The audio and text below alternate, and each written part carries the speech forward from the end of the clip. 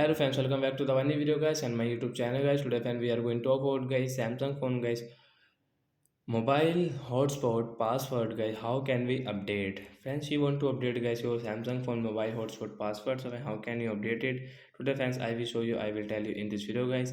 So before starting video friends, first of all go and subscribe the channel guys. Click the bell icon, like the video. So friends, now let's see guys how can we update guys Samsung phone mobile hotspot password guys. Friends, you will have to own guys your phone setting guys. After on guys we will search here guys direct guys mobile hotspot setting guys. So guys you can see guys your mobile, and friends if hotspot guy we will write here guys mobile hotspot guys, tap here mobile hotspot guy we will tap here. Friends, you can see your password. So friends, you can see this password is not working. So friends, first of all you will have to click on guys this option guys configure, tap here, and we will tap here, we will select this password guys, we will cut it. After cut guys you can see guys your password or your password should be guys 8 letter means 8 character.